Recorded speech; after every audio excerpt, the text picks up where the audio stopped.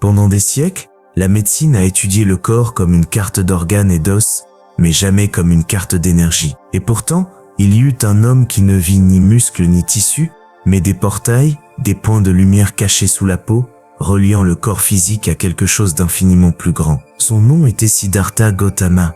Le monde l'a appelé Bouddha. Avant d'atteindre l'illumination, Bouddha fut un guérisseur. Les textes qui ont survécu parlent de ses enseignements spirituels, mais ceux qui ont été brûlés parlaient d'autre chose. Il parlait de 12 points sacrés dans le corps humain qu'il avait découverts durant ses années de méditation en silence. Des points qui, lorsqu'on les touche avec conscience, éveillent des pouvoirs de guérison que la médecine n'a jamais pu expliquer. Ce savoir fut gardé dans des monastères du Tibet pendant 2500 ans. Seuls les moines les plus avancés pouvaient l'apprendre, seulement ceux qui avaient prouvé qu'ils n'utiliseraient pas ce pouvoir pour nuire. Parce que ces 12 points peuvent guérir n'importe quelle maladie, mais ils peuvent aussi révéler des vérités que l'esprit n'est pas prêt à affronter.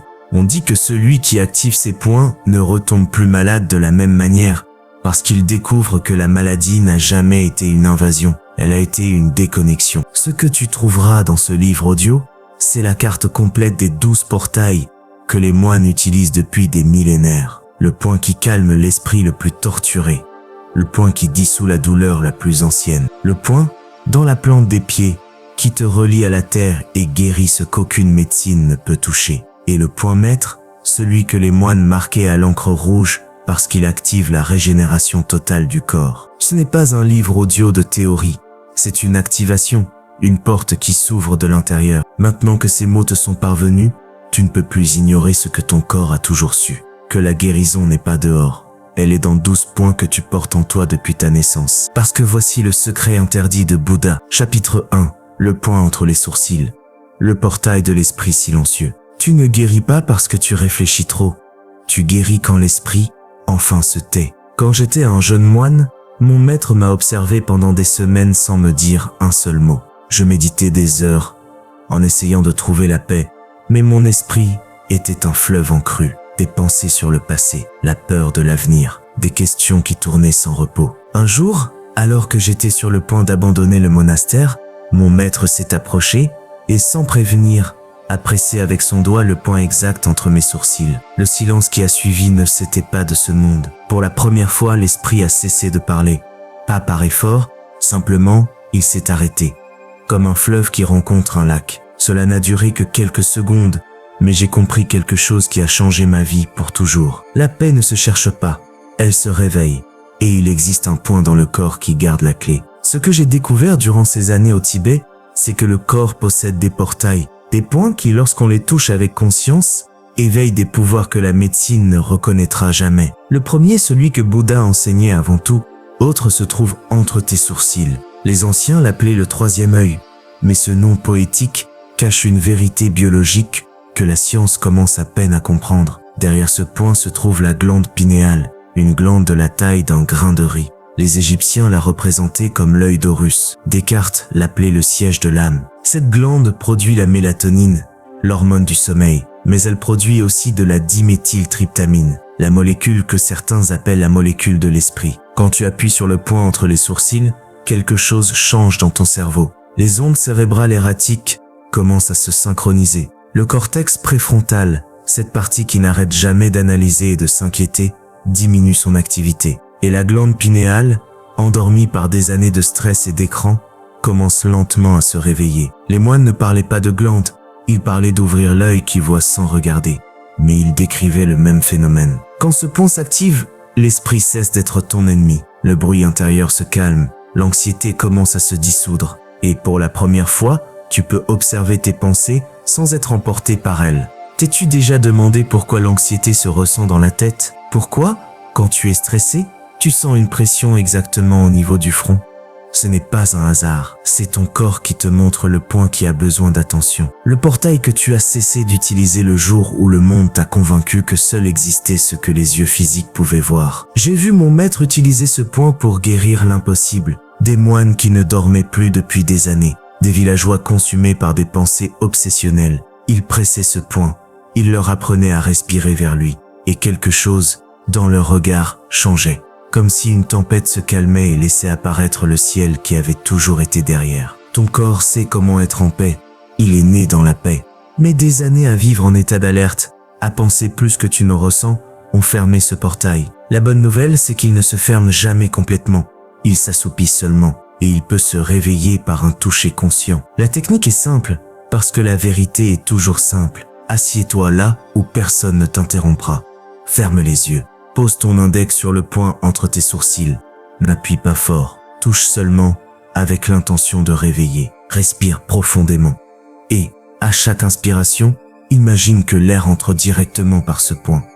À chaque expiration, laisse partir une pensée. Ne l'analyse pas, laisse-la s'éloigner comme une feuille sur un fleuve. Fais cela sur 12 respirations.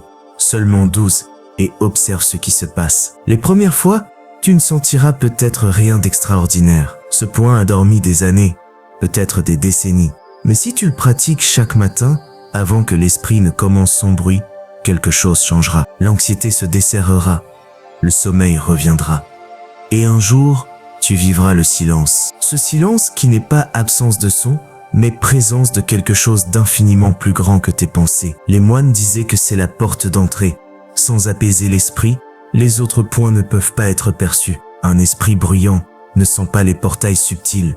Un esprit en paix peut tout sentir. Et maintenant, je te parle directement. Peu importe le nombre d'années où tu as lutté contre ton esprit, tant que tu es vivant, ce point est toujours là, en attente. Aujourd'hui, il t'y a été indiqué. À toi de décider si tu choisis de lui ouvrir. Dans le prochain chapitre, tu découvriras le deuxième portail, le point au centre de la poitrine qui garde la tristesse la plus ancienne. Celui qui peut dissoudre, en quelques minutes, ce que la thérapie met des années à toucher. Chapitre 2. Le centre de la poitrine, la caverne du cœur. Ce n'est pas ton esprit qui souffre le plus, c'est ton cœur qui porte ce que tu n'as jamais osé lâcher. Il y avait un moine au monastère qui ne parlait pas.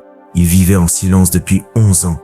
Mais ce n'était pas un silence de paix, c'était un silence de pierre. Ses yeux regardaient sans voir, son visage n'exprimait rien. Les autres moines l'évitaient, parce qu'il disait que sa présence refroidissait l'air. Mon maître m'a demandé de l'observer pendant 1 semaine sans intervenir, juste observer. Le 7e jour, j'ai compris ce que mon maître voulait que je voie. Ce moine n'était pas en silence, il était gelé. Quelque chose, dans sa poitrine, s'était fermé si fort qu'il ne pouvait plus rien sentir, ni douleur, ni joie, ni amour, ni tristesse. Il avait construit un mur si épais autour de son cœur qu'il était devenu sa propre prison. Un matin, mon maître l'a appelé. Il lui a demandé de s'asseoir et sans un mot, il a posé sa main sur le point exact, au centre de la poitrine du moine. Il n'a pas appuyé, il a juste laissé sa main là, avec la patience de celui qui sait attendre. Des minutes ont passé, qui ont semblé des heures, et alors, quelque chose s'est produit que je n'oublierai jamais. Le moine a commencé à trembler. D'abord doucement, puis violemment. Et de sa gorge est sorti un son qui n'était pas humain. C'était le hurlement de 11 ans de douleur comprimée qui trouvait enfin une sortie. Il a pleuré pendant des heures. Il a pleuré tout ce qu'il n'avait pas pleuré. Et quand il a fini, ses yeux avaient changé. Pour la première fois depuis 11 ans, il y avait quelqu'un à l'intérieur qui regardait vers l'extérieur. Ce jour-là, j'ai appris la puissance du deuxième portail, le point au centre de la poitrine, que les anciens appelaient la caverne du cœur. Ce point n'est pas sur le cœur physique, qui est légèrement à gauche. Il est au centre exact de la poitrine, sur le sternum. Les hindous l'appellent Anahata, le chakra du cœur. Les Chinois le connaissent comme le point Shanzang, la mer de la tranquillité. Mais au-delà des noms, ce point garde quelque chose que la science commence à peine à comprendre. Derrière le sternum se trouve le thymus, une glande que la médecine considère presque inutile chez l'adulte. On dit qu'elle s'atrophie après la puberté. Mais les anciens guérisseurs savaient autre chose. Ils savaient que le thymus est le gardien de l'énergie vitale, le pont entre le corps physique et le corps émotionnel. Et ils savaient que quand le cœur se ferme par douleur, le thymus se flétrit. Quand le cœur s'ouvre, le thymus fleurit. T'es-tu déjà demandé pourquoi, quand tu ressens une tristesse profonde, ta poitrine te fait mal? Pourquoi quand tu perds quelqu'un, tu sens un vide physique exactement là? Ce n'est pas une métaphore, c'est ton corps qui te montre où la douleur non traitée est stockée. Chaque déception que tu as avalée, chaque larme que tu n'as pas laissé tomber, chaque fois où tu as dit « je vais bien » alors que tu te brisais à l'intérieur, tout est là, en attente. Les moines enseignaient que le cœur a sa propre mémoire, pas la mémoire de l'esprit qui se souvient des dates et des noms. Une mémoire plus ancienne, une mémoire qui sait qui t'a blessé avant même que tu puisses te défendre. La mémoire du premier rejet, du premier abandon, de la première fois où tu as appris que l'amour pouvait faire mal. Cette mémoire ne disparaît pas avec le temps, elle s'enterre, et depuis sa tombe, elle continue de diriger ta vie. Elle te fait te méfier sans raison. Elle te fait fuir l'amour quand il s'approche trop. Elle te fait te sentir vide, même lorsque tu as tout ce que tu croyais vouloir. La technique pour réveiller ce portail est délicate, parce que le cœur ne répond pas à la force, il répond à la tendresse. Assieds-toi en silence. Place ta main droite au centre exact de ta poitrine, sur le sternum. Ferme les yeux et sens simplement la chaleur de ta main entrer vers l'intérieur. Respire lentement et profondément. À chaque inspiration, imagine que tu respires directement vers ce point. À chaque expiration, permets à ce qui doit sortir de sortir. Ne contrôle pas. Si des larmes viennent, laisse-les couler. Si de la colère vient, laisse-la bouger. Si un souvenir ancien vient, laisse-le passer comme un nuage. Pendant que tu fais cela, répète intérieurement une phrase simple. C'était sûr de sentir. C'était sûr de lâcher. Mon cœur sait guérir. Fais-le le temps dont ton corps a besoin. Il n'y a pas d'urgence. Le cœur a attendu des années. Il peut attendre quelques minutes de plus, pendant que tu lui montres que tu es enfin prêt à l'écouter. J'ai vu des moines se transformer complètement après avoir travaillé ce point pendant des semaines. Des hommes qui n'avaient pas pleuré depuis des décennies lâchaient enfin le poids qu'ils portaient. Des femmes qui avaient fermé leur cœur après une trahison recommençaient à sentir, pas parce qu'elles oubliaient ce qu'on leur avait fait, mais parce qu'elles cessaient de se punir elles-mêmes pour ce que d'autres avaient brisé. Et maintenant, je te parle directement. Je sais qu'il y a quelque chose dans ta poitrine qui pèse, quelque chose que tu as porté si longtemps que tu as oublié que ce n'était pas toi. Ce poids n'est pas à toi, c'est juste quelque chose que tu n'as pas lâché. Et ce point, ce portail au centre de ta poitrine, est la porte par laquelle tu peux sortir. Tu n'as pas à tout guérir aujourd'hui, tu as seulement à ouvrir la porte. Dans le prochain chapitre, tu découvriras le troisième portail, le point au niveau du nombril que les moines appelaient le centre vital. Le point qui garde ta force la plus primitive et qui, lorsqu'il s'active, peut réveiller une énergie que tu croyais perdue pour toujours. Chapitre 3. Le nombril. Le centre de la force vitale. Avant que tu aies un nom, avant que tu respires pour la première fois, toute la vie dont tu avais besoin entrait par un seul point. Ce point est encore là. Et il est encore la porte de ton pouvoir. Je me souviens de la première fois où mon maître m'a parlé du nombril. Je pratiquais depuis des mois les points entre les sourcils et du cœur. Et j'avais l'impression d'avancer, mais quelque chose manquait. Je me fatiguais vite. Mon corps était lourd. Ma digestion était un désastre. Je pouvais calmer mon esprit et ouvrir mon cœur, mais mon corps restait faible. Un après-midi, mon maître m'a trouvé assis, épuisé après une méditation qui aurait dû me donner de l'énergie. Il m'eut regardé et a dit quelque chose que je n'eusse compris que des années plus tard. Tu as oublié ton centre. Sans centre, tout le reste s'écroule. Il m'a demandé de m'allonger. Il a posé sa main exactement sur mon nombril et il a appuyé avec une fermeté qui m'a surpris. Ce n'était pas doux comme le toucher du cœur, c'était profond, presque inconfortable. Et alors, j'ai senti quelque chose que je ne peux décrire que comme un feu qui se réveillait, une chaleur qui a commencé au nombril et s'est répandue dans tout mon corps. Quand je me suis relevé, je me sentais différent, plus solide, plus présent, plus vivant, plus vivant. Ce jour-là, j'ai appris que le troisième portail n'a rien à voir avec une spiritualité élevée. Il a à voir avec la force la plus basique, la force d'être vivant. Le nombril est la première cicatrice que nous portons tous, la marque du cordon qui nous reliait à notre mère, le canal par lequel nous recevions sang, oxygène, nutriments et la vie elle-même. Pendant 9 mois, toute notre existence dépendait de ce point. La médecine moderne croit qu'après la naissance, le nombril perd sa fonction. Les anciens savaient que c'était un mensonge commode. Les taoïstes chinois appelaient ce point le Tan Tien, le champ de l'élixir. Ils croyaient qu'ici se stockait l'énergie vitale originelle, l'étincelle de vie reçue au moment de la conception. Les Japonais l'appelaient Hara et ont bâti une culture entière sur son importance. Les samouraïs centraient leur pouvoir ici. Avant chaque bataille, les maîtres d'arts martiaux savent que toute force réelle ne vient pas des muscles. Derrière le nombril se trouve le plexus solaire. Un réseau nerveux si complexe que certains scientifiques l'appellent le deuxième cerveau abdominal. Ce plexus contrôle la digestion, mais il répond aussi directement aux émotions. As-tu déjà senti des papillons dans le ventre quand tu es nerveux? Un coup au ventre quand tu apprends une mauvaise nouvelle? Un nœud qui t'empêche de manger quand tu as peur? Tout cela se passe ici, au centre. Les moines enseignaient que la peur attaque d'abord le nombril, que lorsque nous vivons dans la peur, ce centre se contracte et cesse de distribuer l'énergie au reste du corps. C'est pour cela que les personnes en anxiété chronique ont des problèmes digestifs. C'est pour cela que ceux qui portent des peurs anciennes se sentent toujours sans énergie. Le centre est fermé, et sans centre ouvert, le corps fonctionne à moitié. T'es-tu demandé pourquoi les enfants ont tant d'énergie? Ce n'est pas seulement parce qu'ils sont jeunes, c'est parce que leur centre est encore ouvert. Ils n'ont pas encore appris à se contracter par peur. Ils n'ont pas accumulé des décennies de tension dans le ventre. Ils respirent naturellement jusqu'au nombril. Les adultes respirent à peine jusqu'à la poitrine, puis se demandent pourquoi ils sont toujours épuisés. J'ai vu mon maître travailler ce point sur des personnes qui avaient perdu toute vitalité. Des hommes traînaient les pieds comme des vieillards alors qu'ils avaient à peine 40 ans. Des femmes dont la digestion ne fonctionnait plus, sans explication médicale. Dans presque tous les cas, le nombril était froid au toucher, contracté, déconnecté. Et dans presque tous les cas, réveiller ce point rendait une énergie qu'ils croyaient perdue pour toujours. La technique pour activer ce portail demande plus qu'un toucher léger. Elle demande chaleur, pression et respiration profonde. Allonge-toi sur le dos. Pose tes deux mains sur ton nombril, l'une sur l'autre. Appuie fermement vers l'intérieur.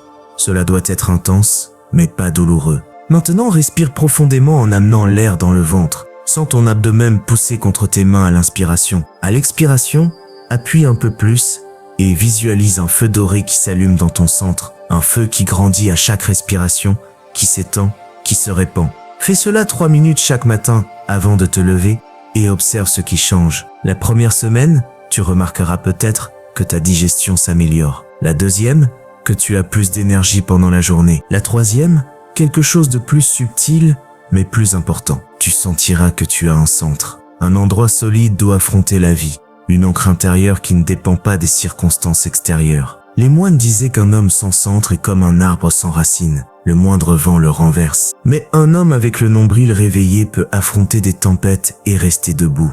Et maintenant, je te parle directement. Si tu te sens sans force, si la vie te paraît trop lourde, si ton corps ne répond pas comme il devrait, ne cherche pas la solution dehors. Cherche-la dans ton centre, là où tout a commencé, là où la vie est entrée pour la première fois. Ce portail fonctionne encore.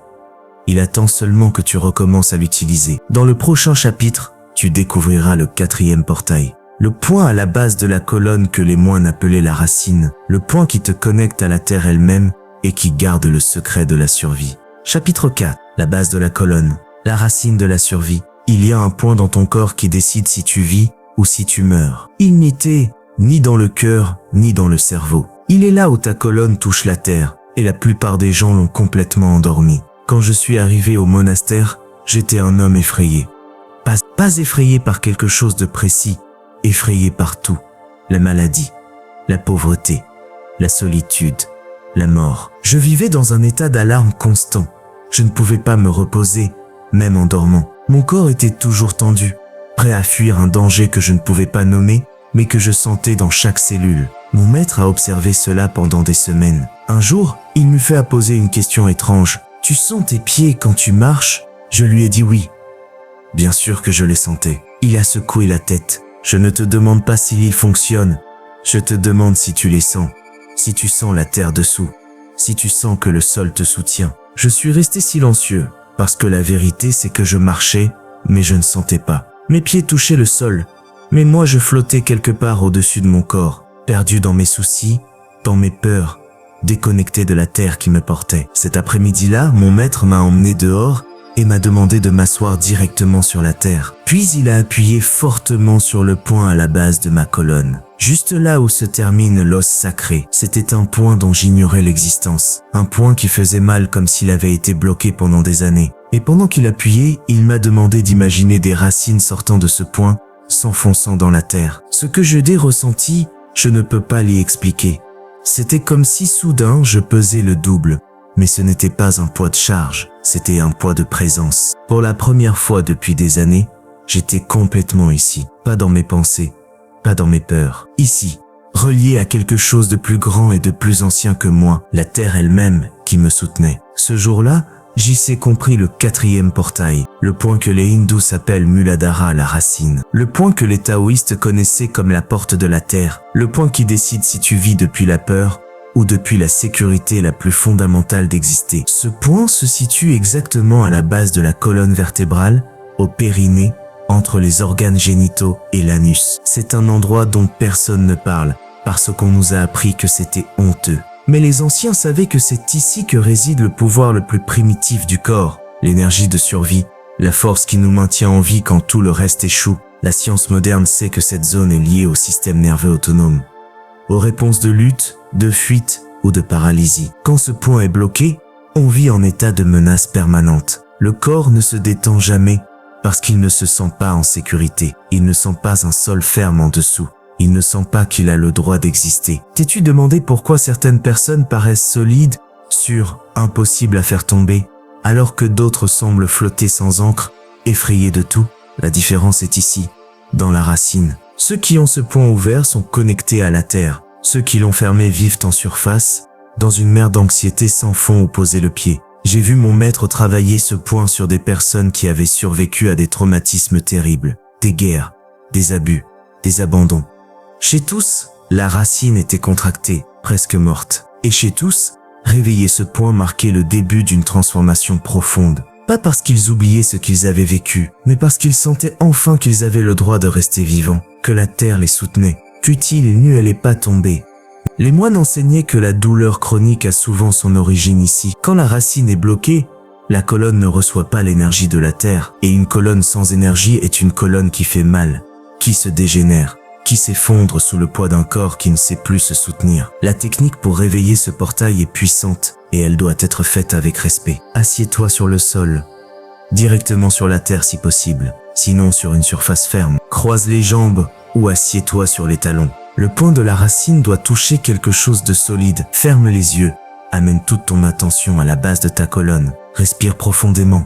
Et à chaque inspiration, imagine que tu absorbes l'énergie de la terre par ce point. À chaque expiration, visualise des racines sortant de toi, s'enfonçant dans le sol. Épaisses, profondes, inébranlables. Pendant cela, répète intérieurement: je sais le droit d'exister. La terre me soutient. Je suis en sécurité ici. Fais-le 5 minutes par jour. De préférence au contact direct de la nature, herbe, terre, sable.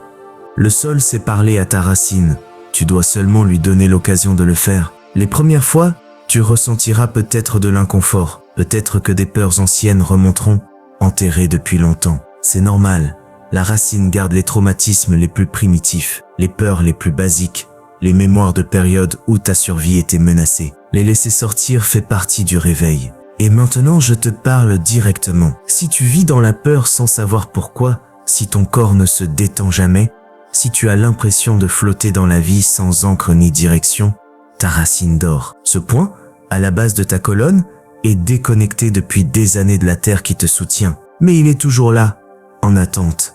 Et la terre est toujours sous toi, prête à te recevoir quand tu décideras de redescendre. Dans le prochain chapitre, tu découvriras le 5e portail. Le point de la gorge que les moines appelaient la porte de la vérité, le point qui garde tout ce que tu n'as jamais dit et qui, lorsqu'il s'ouvre, libère une voix que tu ne savais pas avoir. Chapitre 5.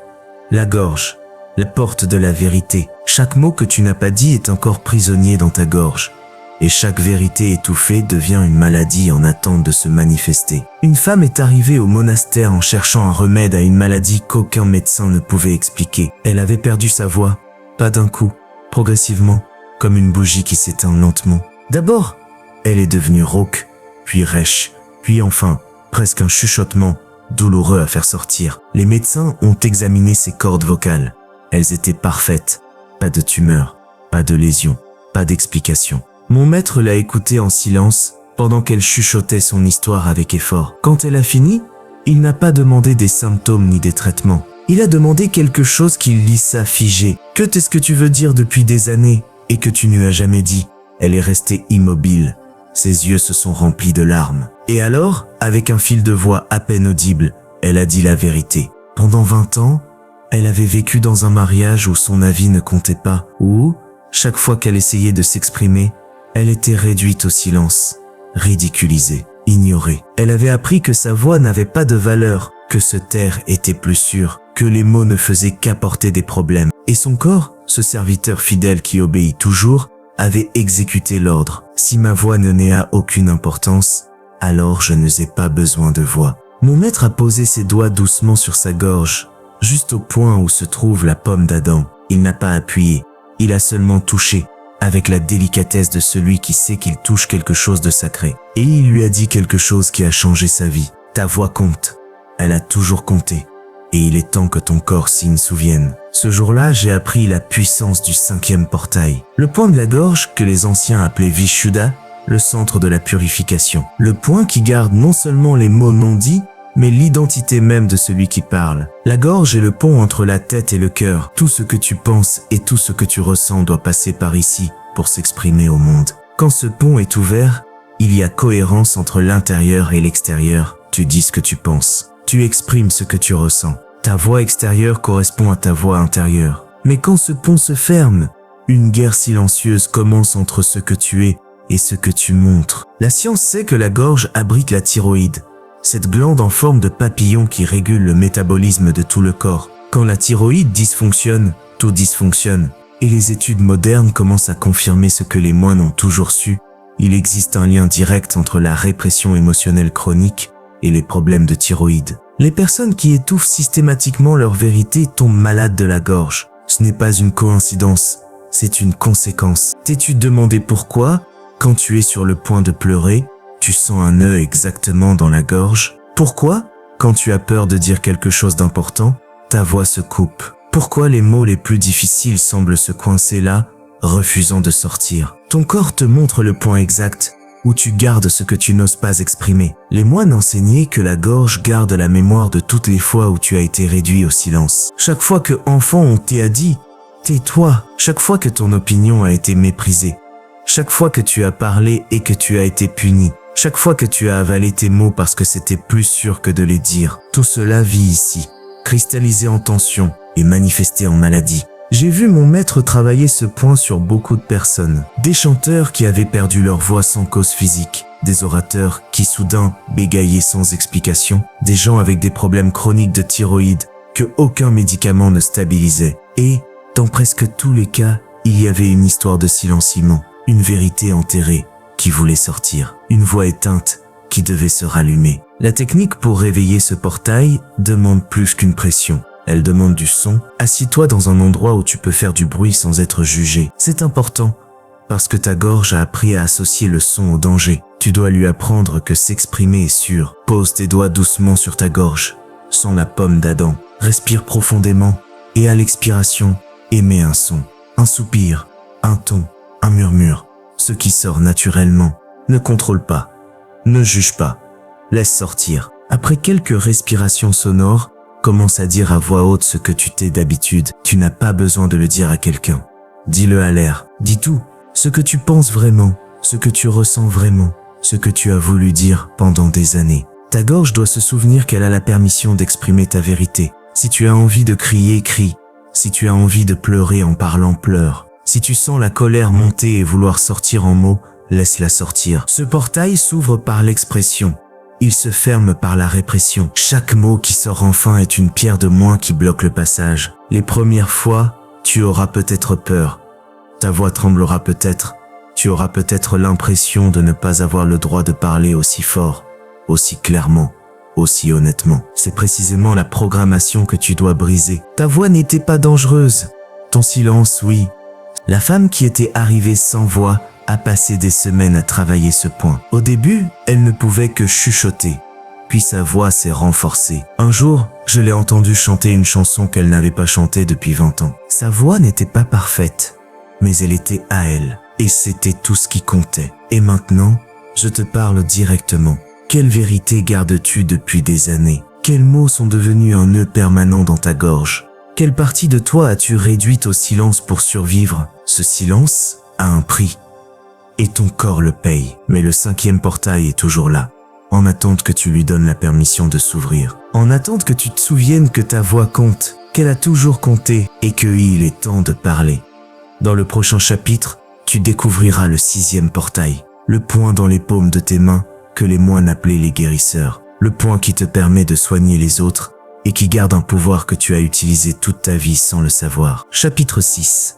Les paumes des mains. Les guérisseurs oubliés. Tes mains guérissent. Elles ont toujours guéri. Depuis la première fois où ta mère t'a touché pour calmer tes pleurs, Depuis la première fois où tu as posé la main sur quelqu'un qui souffrait, seulement, personne ne t'a appris que ce pouvoir était réel. Je me souviens du jour où j'ai découvert ce portail. Ce n'était pas pendant une méditation profonde, ni dans un enseignement formel. C'était en regardant mon maître avec un enfant mourant. L'enfant était arrivé au monastère dans les bras de sa mère désespérée, très forte fièvre, convulsions. Les médecins du village le avaient condamné. Il n'y avait rien à faire. Ils avaient dit, il ne reste que à attendre. Mon maître n'a pas dit un mot. Il s'est assis près de l'enfant. Il a posé ses paumes sur lui, une sur la poitrine, l'autre sur le front. Et il est resté ainsi pendant des heures, immobile, les yeux fermés, respirant lentement. Je regardais, sans comprendre ce qu'il y faisait. Il ne récitait pas de mantra, il n'appliquait pas de médicaments. Il touchait, simplement. À l'aube, la fièvre était tombée. À midi, l'enfant a ouvert les yeux. Le soir, il a demandé à manger. Sa mère pleurait à genoux devant mon maître, demandant ce qu'il avait fait, quel miracle c'était. Il a répondu calmement, « Je ne sais rien fait. Mes mains se sont souvenues de ce que les tiennes ont oublié. » Ce jour-là, j'ai compris que les paumes ne sont pas de simples outils pour saisir. Ce sont des portails du Synergie, des points où la force vitale sort avec plus d'intensité que partout ailleurs. Les anciens le savaient. Les traditions du monde entier le confirment. Seule la médecine moderne a choisi de lui s'oublier. Les hindous représentent leur divinité avec les paumes ouvertes, irradiant lumière et bénédiction. Les chrétiens parlent de l'imposition des mains pour guérir. Les maîtres de Reiki travaillent uniquement avec l'énergie des paumes. Les guérisseurs de toutes les cultures, des chamans amazoniens aux guérisseurs philippines, utilisent les mains comme canal principal de guérison. Coïncidence? Ou vérité universelle que nous avons décidé d'ignorer? La science moderne a commencé à étudier ce phénomène avec des résultats surprenants. Les paumes ont une concentration extraordinaire de terminaisons nerveuses et de vaisseaux sanguins. Elles émettent des champs électromagnétiques mesurables qui varient selon l'état émotionnel de la personne. Des chercheurs ont documenté que le simple contact d'une main avec l'intention de guérir peut modifier les signes vitaux d'une autre personne, ralentir le rythme cardiaque, baisser la pression artérielle, calmer le système nerveux. Ce n'est pas de la magie, c'est une biologie que nous ne comprenons pas encore totalement. T'es-tu demandé pourquoi, quand quelque chose te fait mal, tu poses instinctivement la main sur la zone? Pourquoi, quand un enfant pleure, la première chose qu'on fait, c'est le toucher, le caresser, mettre les mains sur lui? Pourquoi une étreinte guérit d'une manière que les mots ne peuvent pas? Ton corps sait ce que ton esprit a oublié, que tes mains sont des instruments de guérison, que le toucher conscient peut faire ce que les médicaments n'arrivent pas à faire. Les moines enseignaient que les paumes sont les bouches du cœur, que ce que tu ressens au centre de la poitrine sort vers le monde à travers les mains. C'est pour cela que quand tu touches avec amour, l'autre le ressent. Et quand tu touches avec peur ou indifférence, l'effet est complètement différent. Ce n'est pas seulement le contact physique qui guérit. C'est les intentions qui y circulent. J'ai vu mon maître enseigner cette technique à des mères dont les enfants ne guérissaient pas avec les médicaments, à des épouses dont les maris souffraient de douleurs chroniques, à des gens ordinaires qui croyaient que la guérison était réservée à des élus. Tous découvraient la même chose, leurs mains pouvaient faire bien plus qu'ils ne l'avaient jamais imaginé. La technique pour réveiller ce portail est simple, mais elle demande quelque chose que la plupart ont perdu. Elle demande de la sensibilité. Elle demande de recommencer à sentir ce que tes mains peuvent percevoir. Assieds-toi en silence. Frotte tes paumes l'une contre l'autre pendant 30 secondes jusqu'à sentir de la chaleur. Puis sépare-les lentement en laissant quelques centimètres entre elles. Ferme les yeux. Mets toute ton attention dans l'espace entre tes paumes. Sens le picotement, la pulsation, le champ d'énergie qui se forme entre elles. Bouge-les lentement. Rapproche-les. Éloigne-les. Comme si tu tenais une sphère invisible. Cette sphère existe, cette énergie est réelle, et tu peux apprendre à la diriger. Une fois que tu sens l'énergie entre tes paumes, pratique en les posant sur différentes parties de ton propre corps. Là où il y a douleur, là où il y a tension, là où tu sens que quelque chose ne va pas. Ne fais rien d'autre que laisser tes mains là, avec l'intention de guérir. Respire lentement, visualise l'énergie couler de tes paumes vers le tissu qui en a besoin. Donne du temps. La guérison n'est pas pressée. Quand tu auras pratiqué sur toi, tu pourras commencer avec d'autres. Avec permission. Toujours avec permission. Pose tes mains là où tu sens qu'elles doivent aller. Ne pense pas trop. Tes mains savent où aller, si tu les laisses te guider. Et pendant que tu touches, garde une seule intention claire, que mon énergie serve au plus grand bien de celui qui la reçoit. Les premiers jours, tu douteras peut-être. Tu penseras peut-être que tu ne sens rien, que tu n'as aucun don. Ce doute est normal. Tu as passé toute ta vie à croire que tes mains ne servent qu'à travailler et à saisir. Te reconnecter à leur vrai pouvoir prend du temps. Mais à chaque pratique, la sensibilité augmente. À chaque toucher conscient, le canal s'ouvre davantage. Et maintenant, je te parle directement. Regarde tes mains, ces mains qui ont fait tant de choses, qui ont travaillé, écrit, caressé, frappé, construit. À l'intérieur, il y a un pouvoir qu'on ne t'a jamais appris à utiliser. Un pouvoir qui peut soulager la douleur de ceux que tu aimes, qui peut calmer l'enfant qui pleure, qui peut offrir la paix au vieillard qui souffre. Tes mains sont des guérisseuses. Il suffit que tu t'y en souviennes. Dans le prochain chapitre, tu découvriras le 7e portail, le point dans la plante des pieds que les moines appelaient la connexion à la terre. Le point le plus puissant de tous, celui que je t'ai promis de révéler dès le début, celui qui peut guérir ce qu'aucun autre point n'atteint. Chapitre 7.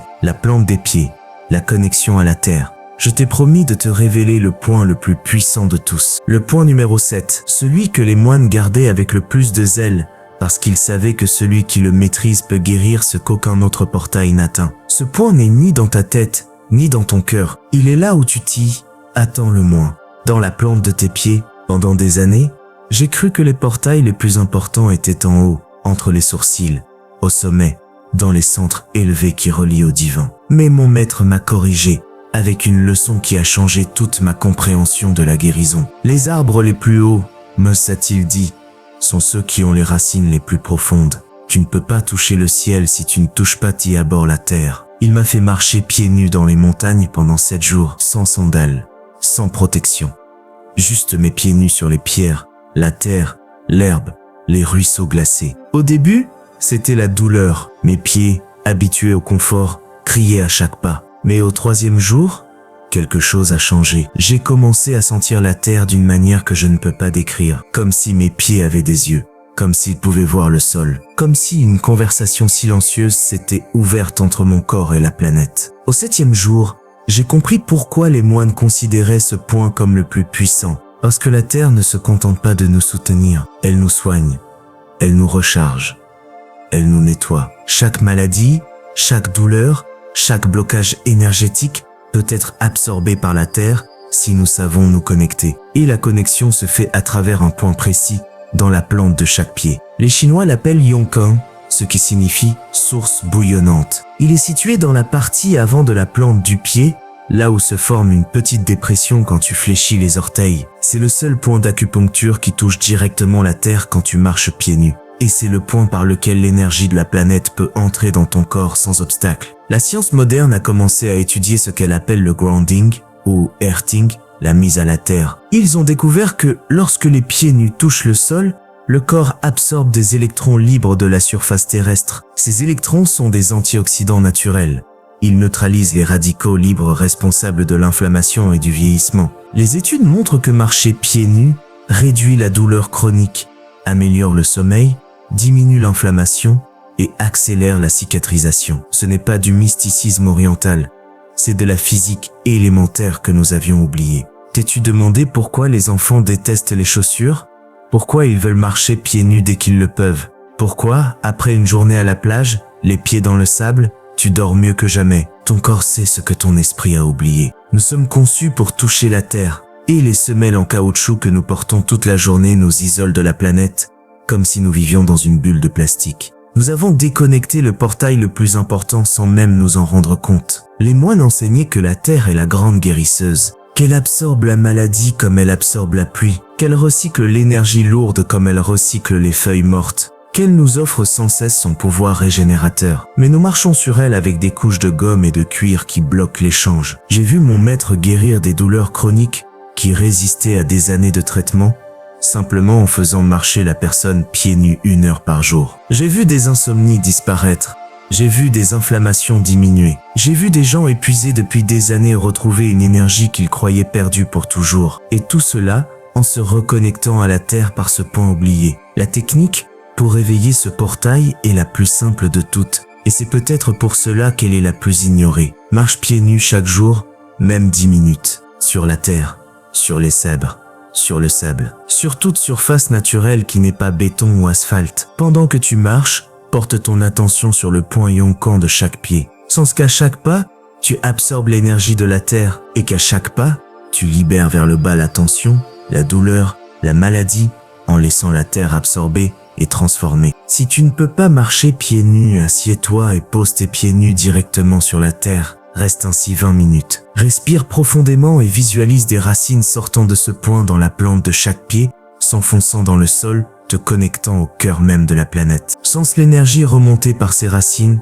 entrer par tes pieds, remplir ton corps de vitalité terrestre. Il existe une pratique avancée que mon maître m'a enseignée pour les cas de maladies sévères. S'allonger directement sur la terre, face contre le sol, avec les paumes et les plantes des pieds en contact avec le sol. Rester ainsi 1 heure.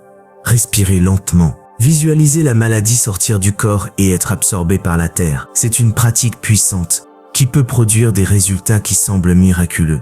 Mais ce sont seulement les résultats d'une reconnexion à la source de vie la plus ancienne qui soit. Les premières fois, tu ne sentiras peut-être rien d'extraordinaire. Tes pieds ont dormi des années, peut-être des décennies. La connexion s'est affaiblie comme un muscle qu'on n'utilise pas. Mais si tu persistes, jour après jour, quelque chose changera. Tu auras plus d'énergie. Tu dormiras plus profondément. Les douleurs chroniques commenceront à céder. Et un jour, tu comprendras ce que j'ai compris lors de cette marche de 7 jours. Que la terre n'est pas seulement le sol sur lequel nous marchons. Elle est notre mère. Elle est notre guérisseuse. Elle est la source de pouvoir la plus accessible et la plus ignorée. Et maintenant, je te parle directement. Quand tes pieds ont-ils touché la terre pour la dernière fois? Combien d'années as-tu passé isolé de la planète, enfermé dans des chaussures, des bâtiments et des sols de ciment? Ton corps a faim de connexion terrestre. Tes pieds ont un portail qui dort depuis trop longtemps. Aujourd'hui, tu sais où il est. Aujourd'hui, tu sais comment le réveiller. Il te suffit d'enlever tes chaussures et de faire le premier pas. Dans le prochain chapitre, tu découvriras le 8e portail. Le point au sommet de la tête que les moines appelaient la porte du ciel. Le point qui ne te relie pas à la terre mais à l'infini. Chapitre 8. La couronne. La porte du ciel. Si la plante du pied te relie à la terre, il existe un point qui te relie à tout ce qui est au-dessus, à l'infini, à ce que certains appellent Dieu, d'autres l'univers, d'autres simplement le mystère. Ce point se trouve au sommet de ta tête, et quand il s'ouvre, tout ce que tu croyais savoir sur toi-même change pour toujours. J'ai passé des années à travailler les portails inférieurs avant que mon maître m'autorise ne serait-ce qu'à parler du 8e, pas par caprice, par protection. Il m'a expliqué qu'ouvrir la couronne sans avoir nettoyé d'abord les autres centres, c'était comme ouvrir les vannes d'un barrage sans avoir préparé le lit de la rivière. L'énergie qui entre par ce point est si puissante qu'elle peut détruire ce qui n'est pas prêt à la recevoir. Le jour où il m'a enfin guidé vers ce portail, il m'a emmené au sommet d'une montagne, où l'air était si mince que chaque respiration était un effort. Il m'a demandé de m'asseoir face à l'horizon et de ne pas bouger un seul muscle jusqu'à son retour. Puis, il a disparu. Des heures ont passé, le soleil a avancé dans le ciel, mes jambes se sont engourdies, mon esprit criait de me lever, mais je suis resté immobile. Quand le soleil commençait à descendre, j'ai senti quelque chose d'étrange au sommet de ma tête, un picotement, puis une chaleur, puis une pression douce, mais insistante, comme si quelque chose voulait entrer. Et soudain, sans avertissement, le monde a disparu. Je ne se l'ai pas perdu conscience, je le fais élargi. Pendant un instant qui a pu être une seconde ou une éternité, j'ai cessé d'être moi. J'étais le ciel, j'étais la montagne, j'étais l'air. J'eusse été tout et rien en même temps. Quand je suis revenu dans mon corps, je pleurais sans savoir pourquoi. Mon maître est apparu alors, comme s'il attendait ce moment exact. « Bienvenue », a-t-il dit. « Maintenant tu sais que tu n'es pas seulement un corps. » Ce jour-là, j'eusse compris le 8e portail, le point que les hindous appellent Sahasrara, la couronne aux 1000 pétales, le point que les taoïstes connaissent comme Baihui, les 100 réunions. Le point où les humains touchent le divin. Ce portail se situe exactement au sommet du crâne,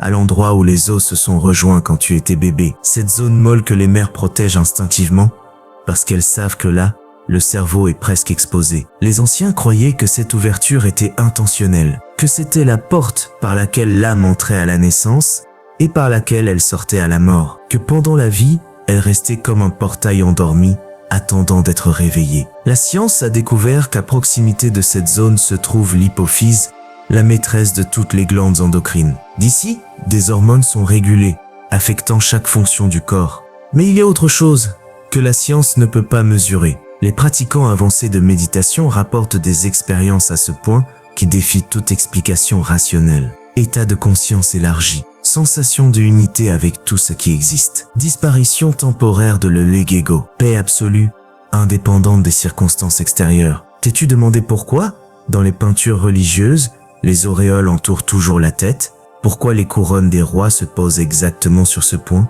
Pourquoi quand quelqu'un a une idée brillante, on dit qu'il a eu une illumination? Ce ne sont pas des coïncidences, ce sont des reconnaissances anciennes qu'il y a quelque chose de particulier au sommet du crâne, quelque chose qui nous relie à ce qui nous dépasse. Les moines enseignaient que ce portail gouverne l'insomnie la plus profonde, pas l'insomnie de celui qui a des soucis ordinaires. Celle-là se travaille avec d'autres points, mais l'insomnie de celui qui a perdu le sens de la vie, celui qui se demande « Pourquoi suis-je ici ?» Celui qui sent un vide que rien de matériel ne remplit. Ce vide, c'est la couronne fermée, c'est l'esprit qui réclame une reconnexion à sa source. J'ai vu mon maître travailler ce point sur des personnes qui avaient tout, matériellement, et pourtant ne se sentaient rien. Des personnes réussies qui se réveillaient chaque nuit avec une angoisse sans nom. Des personnes qui avaient atteint tous leurs objectifs et découvraient qu'elles restaient vides. Le problème n'était jamais ce qu'elles avaient ou n'avaient pas. Le problème était une porte fermée au sommet de la tête, qui les empêchait de recevoir ce dont elles avaient vraiment besoin. La technique pour réveiller ce portail doit être faite avec révérence. Ce n'était pas un exercice banal. Assieds-toi, la colonne parfaitement droite. C'est important, parce que l'énergie qui entre par la couronne doit pouvoir descendre sans obstruction. Ferme les yeux. Porte ton attention au sommet de ta tête. Imagine qu'il y a là une ouverture, comme une fleur qui peut s'ouvrir et se fermer. Respire profondément. Et, à chaque inspiration, visualise une lumière blanche ou dorée entrant par ce point. Une lumière qui descend lentement le long de ta colonne, éclairant chaque partie de ton corps. Pendant cela, garde une attitude de réceptivité totale. Ne demande rien de spécifique. Ne t'essaie pas de contrôler ce qui entre. Ouvre la porte et laisse entrer ce qui doit entrer. Répète intérieurement si cela t'y aide. Je suis ouvert. Je reçois ce qui est pour mon plus grand bien. Je me relie à l'essence fini. Pratique 10 minutes par jour. De préférence à l'aube ou au crépuscule, quand l'énergie de la planète est en transition. Ne te décourage pas si, au début, tu ne ressens rien de spectaculaire. Ce portail est le plus subtil. Il peut falloir des semaines ou des mois avant de remarquer des changements significatifs. Mais quand il s'ouvre, tu le sauras. Il y aura une paix qui ne dépend de rien. Une certitude silencieuse que tu fais partie de quelque chose de bien plus grand que ta petite histoire personnelle. Et maintenant, je te parle directement. Si tu sens que la vie a perdu son sens, si tu as accompli des choses et que tu te sens pourtant vide, si tu te réveilles la nuit avec une angoisse sans nom, ta couronne est fermée. Ce portail, au sommet de ta tête, a oublié comment recevoir. Mais il ne se ferme jamais totalement. Il peut s'y ouvrir à nouveau. Il suffit que tu t'asseyes en silence, que tu regardes vers le haut avec les yeux de l'âme, et que tu laisses l'infini te toucher à nouveau. Dans le prochain chapitre, tu découvriras le 9e portail, le point derrière les genoux, que les moines appelaient les oubliés, le point qui garde des toxines et des mémoires qu'aucun autre centre ne peut libérer. Chapitre 9. Derrière les genoux, les portails oubliés. Il existe des points dans le corps dont personne ne parle, des points oubliés depuis des siècles, parce qu'ils sont dans des endroits que nous ne jugeons pas importants. Derrière les genoux, il y en a 2. Et ce qu'ils gardent pourrait te surprendre plus que n'importe quel autre point que tu as rencontré. J'étais au monastère depuis des années quand j'ai commencé à ressentir une fatigue que je ne pouvais pas expliquer. Ce n'était pas une fatigue physique, c'était plus profond. Comme si mon énergie vitale fuyait par un trou invisible. Je méditais, je pratiquais les portails que je connaissais. Je dormais bien, je mangeais bien. Et pourtant, chaque jour, je me sentais plus vide, comme un récipient percé. Mon maître m'a observé pendant des semaines sans rien dire. Un jour, il m'a demandé de m'allonger sur le ventre. Et il a commencé à appuyer sur un point que je n'avais jamais considéré. C'était exactement dans le pli derrière mon genou. Dans cette zone molle qu'un son ne touche jamais. La douleur a été immédiate, intense. Je vais crier sans pouvoir me retenir. Mais mon maître ne s'était pas arrêté. Il a continué à appuyer tout en me disant de respirer, de laisser sortir ce qui était coincé là. Ce qui est sorti n'était pas seulement des larmes, c'étaient des mémoires, des images de moments que je croyais oubliés, des rancœurs que je pensais avoir dépassées, des peurs que je savais jurer avoir vaincues. Tout était là, stocké dans ce point derrière le genou que personne ne m'avait appris à nettoyer. Quand mon maître a terminé, je me sentais 20 ans plus jeune. La fuite avait été colmatée, cette énergie ne s'y s'échappait plus. Ce jour-là, j'ai appris l'existence des portails oubliés. Ces points que la plupart des traditions ignorent parce qu'ils ne sont ni glamour ni spirituels. Ils ne sont pas dans la tête ni dans le cœur. Ils sont dans des endroits humbles que nous jugeons insignifiants. Et précisément pour cela, ils accumulent ce que les autres centres rejettent. La médecine chinoise connaît ces points, situés au centre exact du pli derrière chaque genou. Ce sont des points maîtres pour tout ce qui concerne le dos et la colonne. Mais les moines savaient quelque chose de plus. Ils savaient qu'ici s'accumulent les toxines que le corps ne sait pas éliminer. Pas seulement des toxines physiques, des toxines émotionnelles, des mémoires toxiques, des énergies stagnantes qui ont glissé vers le bas, par gravité, et se sont déposées dans ces recoins oubliés du corps. T'es-tu demandé pourquoi les genoux sont parmi les premières articulations à lâcher avec l'âge? Pourquoi tant de gens développent des problèmes chroniques exactement là?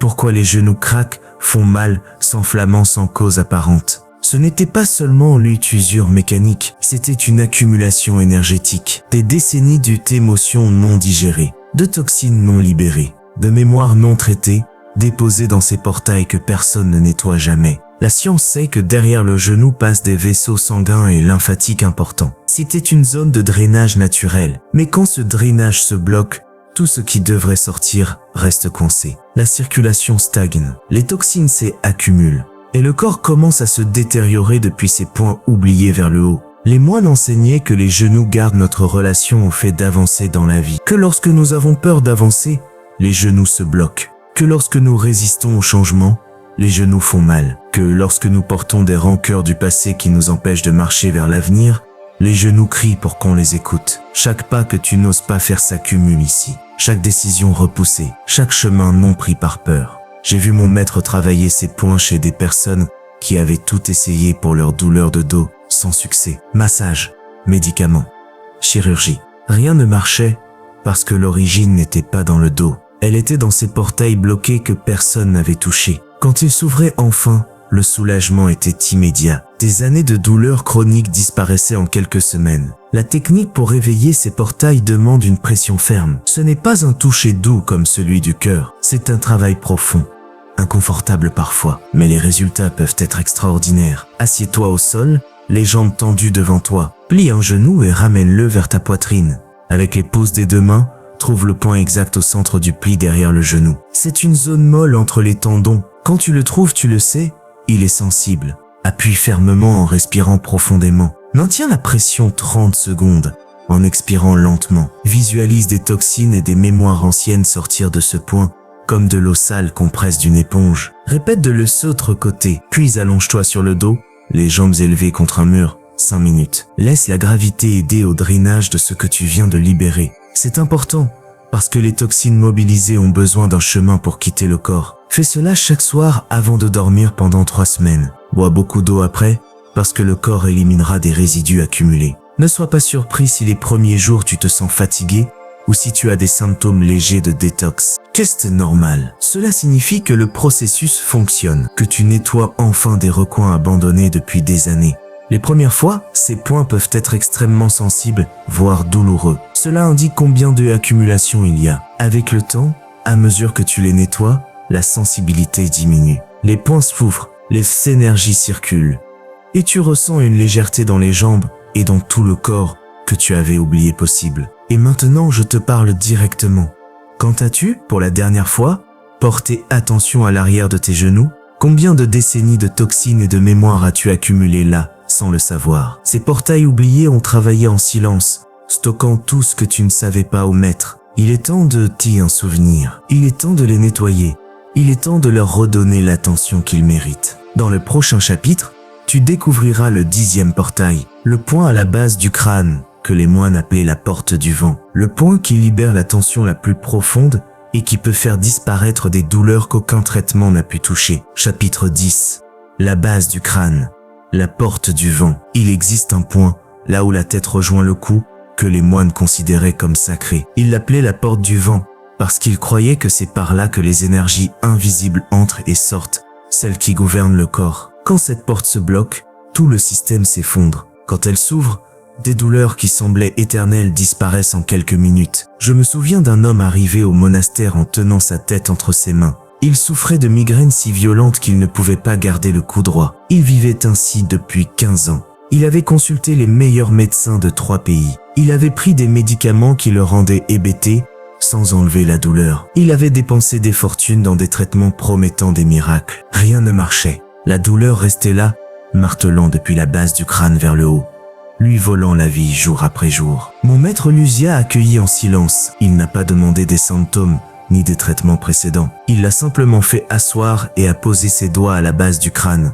exactement là où l'os de la tête rencontre les premières vertèbres du cou. Il a appuyé sur 2 points précis, un de chaque côté de la colonne, dans la petite dépression entre les muscles. L'homme a crié, puis il a pleuré, puis il est devenu totalement immobile. Quand il a ouvert les yeux 20 minutes plus tard, son visage était celui d'un autre. La douleur avait disparu, pas diminué, pas soulagé, disparu. 15 ans d'agonie terminés par 2 doigts pressant un point qu'aucun médecin n'avait touché. Ce jour-là, j'ai compris la puissance du 10e portail, la porte du vent, le point qui contrôle tout ce qui monte vers la tête et tout ce qui descend vers le corps. Les Chinois appellent ces points Fengqi, les temps du vent. Ils se trouvent à la base du crâne, dans les dépressions de chaque côté de la colonne, juste là où les muscles du cou s'arrêtent. Ce sont des points de croisement où plusieurs méridiens convergent. Quand ils se bloquent, ils peuvent créer le chaos dans tout le système. La médecine moderne sait que cette zone est critique. Des artères y passent, alimentant le cerveau.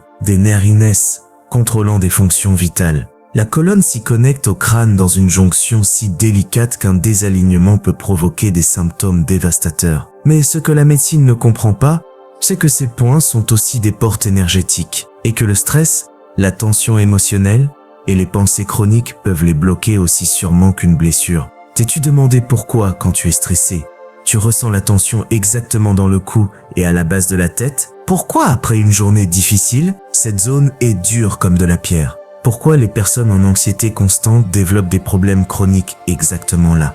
Ce n'est pas un hasard. C'est ton corps qui te montre que la porte du vent est fermée, que l'énergie ne circule pas, que tout ce qui devrait passer est coincé dans le point le plus critique de ton anatomie. Les moines enseignaient que cette porte se ferme quand on porte trop de responsabilités, quand on a l'impression que le poids du monde est sur les épaules, quand on ne peut pas arrêter de penser, de planifier, de s'inquiéter. Chaque pensée obsessionnelle est une pierre de plus. Chaque nuit sans véritable repos est une couche de tension de plus, jusqu'au jour où la douleur devient insupportable et où tu ne sais même plus pourquoi. J'ai vu mon maître utiliser ce point pour bien plus que les maux de tête. Des vertiges chroniques inexplicables, des problèmes de vision sans cause oculaire, des insomnies résistantes à tout, de l'anxiété que rien ne calmait, une tension artérielle qui ne répondait pas aux médicaments. Tout cela relié à ces 2 points à la base du crâne que personne ne savait ouvrir. La technique pour réveiller ce portail peut se faire seule, même si elle est plus puissante quand quelqu'un d'autre l'applique. Je te donne les 2 versions. Pour le faire seul, assieds-toi confortablement. Place tes 2 mains derrière la tête. Avec les pouces, cherche les dépressions à la base du crâne, de chaque côté de la colonne. Ce sont 2 creux clairs quand tu les cherches. Quand tu les trouves, appuie fermement vers le haut et vers l'intérieur, comme si tu voulais enfoncer tes pouces dans le crâne. Maintiens la pression en inclinant légèrement la tête en arrière, laissant son poids reposer sur tes pouces. Respire profondément. À chaque expiration, augmente un peu la pression. Visualise la porte qui s'y s'ouvre, le vent qui circule, la tension qui se dissout. Si tu trouves des points très douloureux, ne fuis pas. Reste. Ce sont les portes qui demandent à être ouvertes. Reste ainsi 3 minutes, puis relâche lentement et reste en silence, en sentant l'énergie recommencer à circuler. Beaucoup ressentent une chaleur descendre le long de la colonne. D'autres sentent la tête plus légère, comme si on avait retiré un casque qu'ils ne savaient pas porter. Certains ressentent une clarté immédiate, comme si une brume s'était dissipée. Pour recevoir cette technique d'aide une autre personne, allonge-toi sur le dos.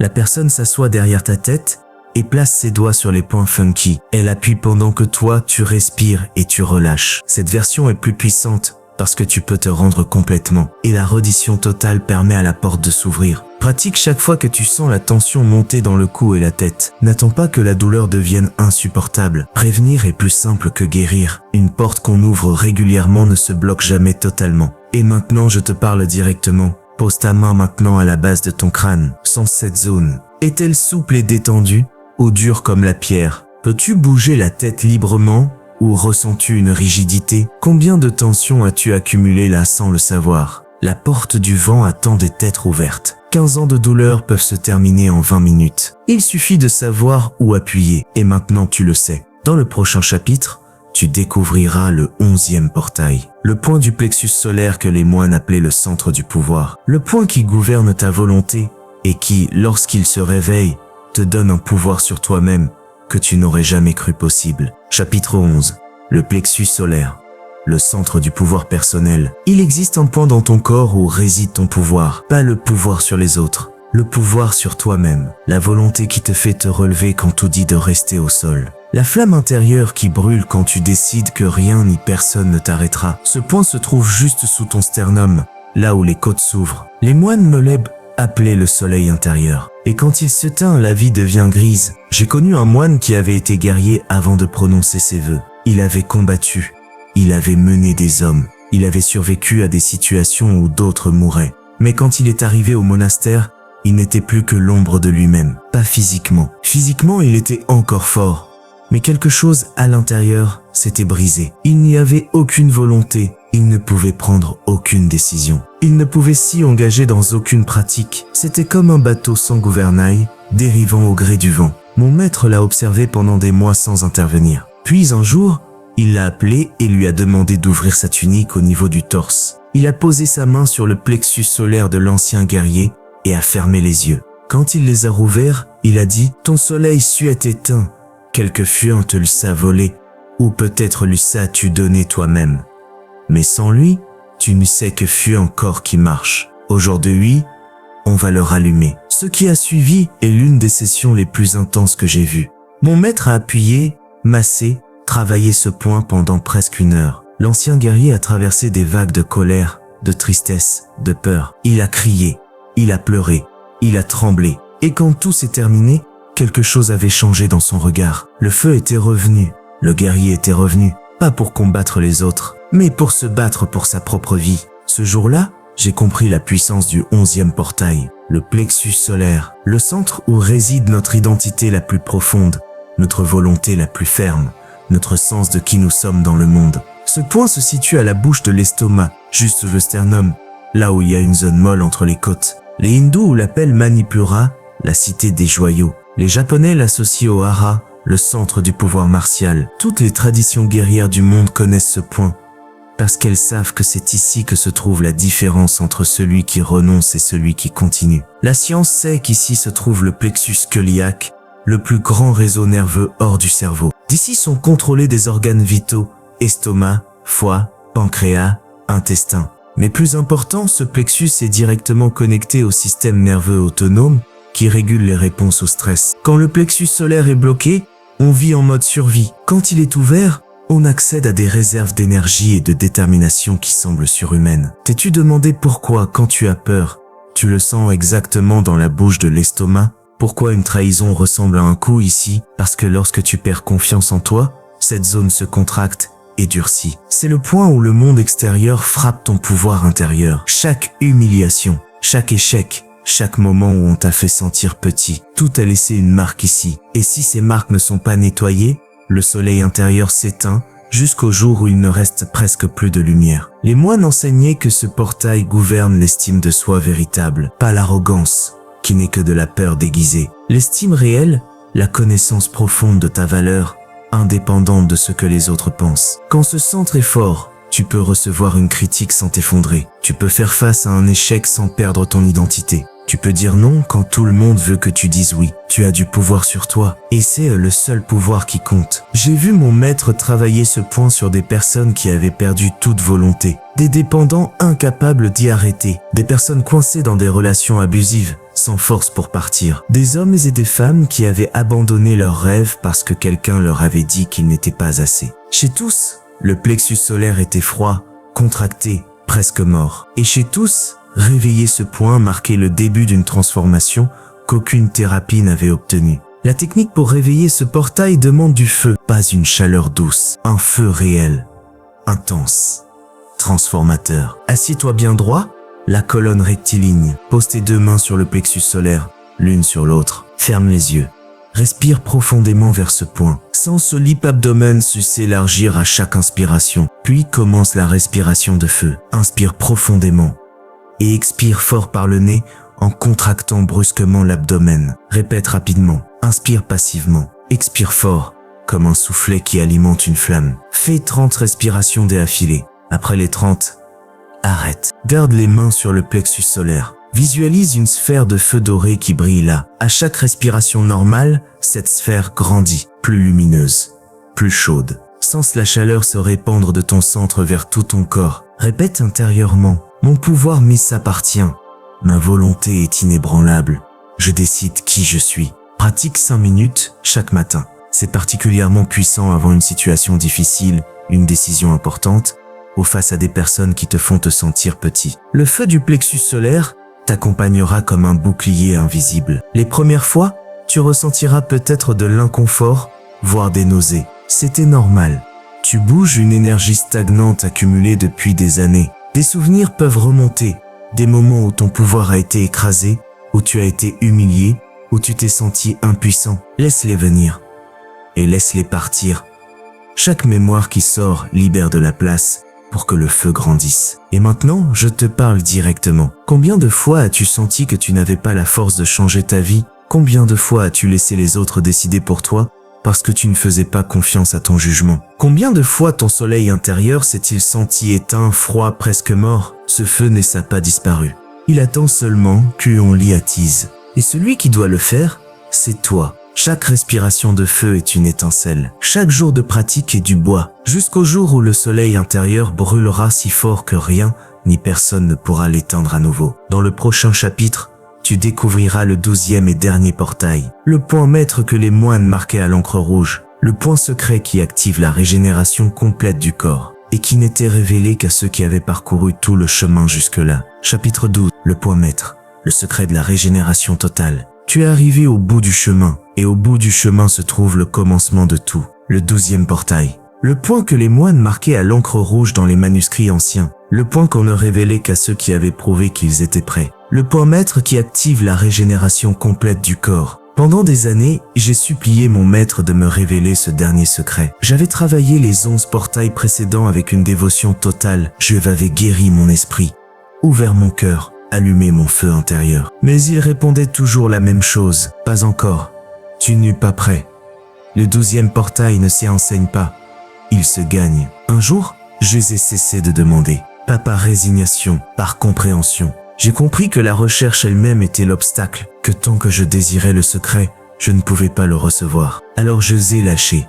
Je me suis consacré à servir au monastère sans rien attendre, à pratiquer les 11 points sans ambition d'atteindre le 12e, à vivre chaque jour comme s'il était complet en lui-même. 3 ans ont passé. Une nuit, mon maître m'a réveillé dans l'obscurité. Il n'y a rien dit. Il m'eut seulement fait signe de le suivre. Nous avons marché en silence jusqu'à une grotte dont j'ignorais l'existence, cachée derrière le monastère. À l'œuf intérieur, une seule bougie brûlait, et un manuscrit était ouvert, couvert de symboles que je n'avais jamais vus. Mon maître s'est assis en face de moi, et il a parlé avec une voix qui semblait venir de très loin. Le 12e portail n'est dans aucun endroit précis du corps, et il est partout en même temps.